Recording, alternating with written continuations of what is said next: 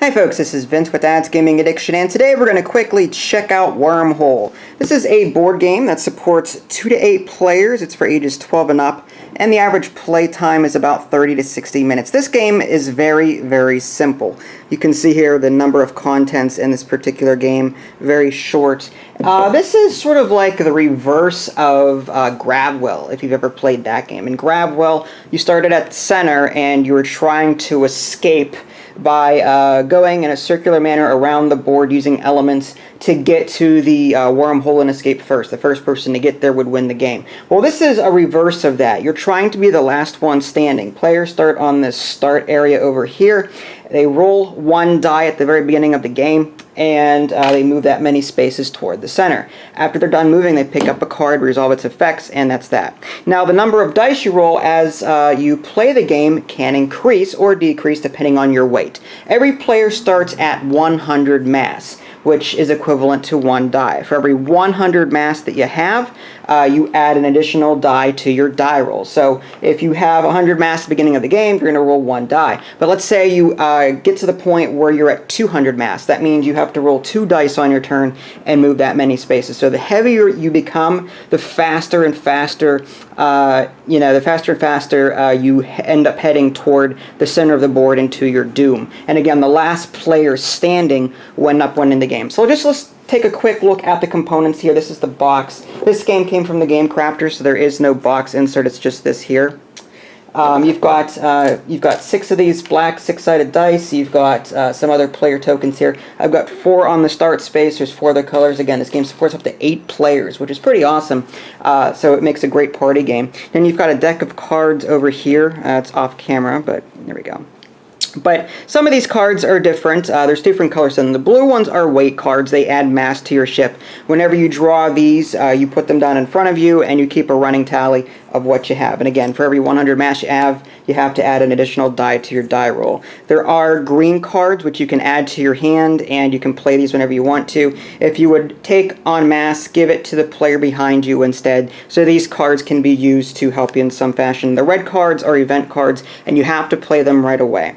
So this one says go back 5 spaces. This one says go forward 5 spaces. So there's different things like that. Oh, that's a really nasty one. So yeah, let's just quickly take a look at what a typical turn might look like. So again, each player starts at 100 mass. Let's say blue goes first. He rolls the dice. 3. So 1, 2, 3, heading toward the center of the board, picks up a card and resolves it. Okay, Panic Warp. Now, because it's a green card, he doesn't have to tell other players what it is. He can simply keep it in his hand. Swap places with either the player in front of you or behind you. So he's going to opt to keep that card, obviously, in his hand and be done with it. All right, and then now the red player is going to go. He's going to roll the die. Again, he has 100 mass. 1, 2, 3, 4, 5.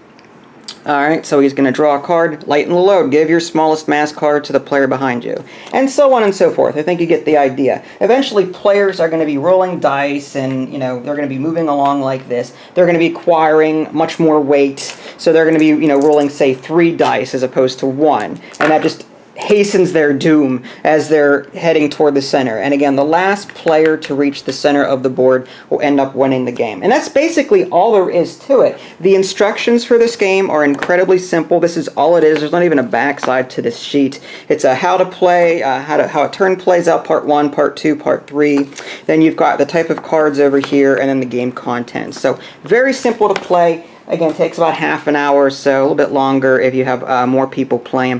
Whenever a player is eliminated, basically you take all of the weight cards and all of the cards that are in their hand and put them into a face-down draw pile. At the beginning of every other player's turn, they draw one from that player. So in addition to drawing one at the end of their turn, they'll draw one at the beginning of their turn from any player that has any face-down cards in front of them from having been eliminated at one point earlier in the game. As far as what I thought about Wormhole, again, it's very similar to Grabwell. It's just the reverse of that.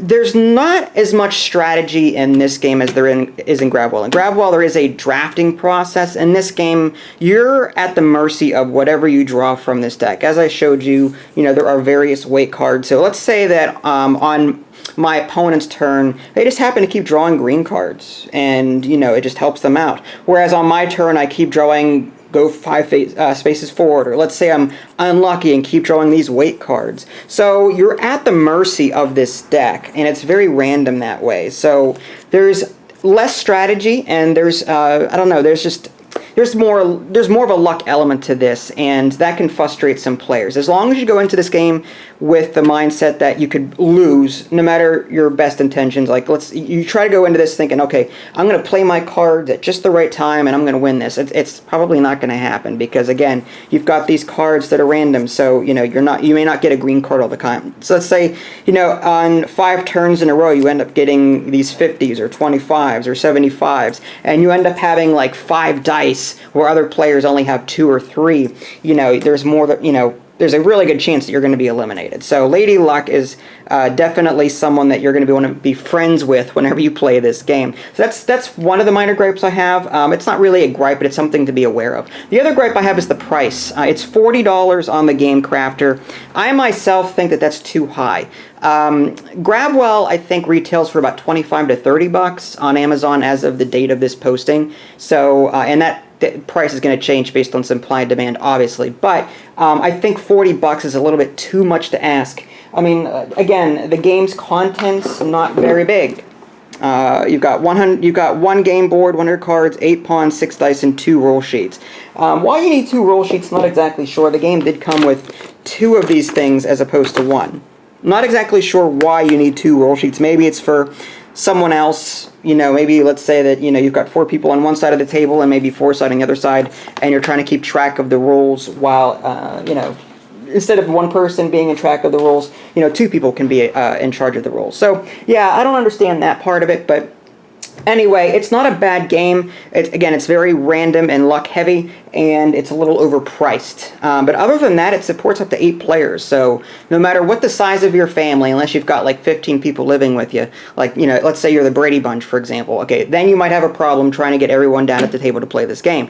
But other than that, I mean, it's going to support large families, which is really nice. But the price tag, like I said, may shy people away from this. So if the developer can make this any cheaper, I think it would attract more customers. But other than that, it's a pretty cool game, very simple to play. So there you go, Wormhole. If you guys want to see actual gameplay, let me know. I do have a quick review on my official website, www.dadsgamingaddiction.com. If you haven't already, subscribe to my YouTube channel. That way you can keep up to date with any new content I happen to publish. This is Vince. Thanks for watching, and I'll catch you next time.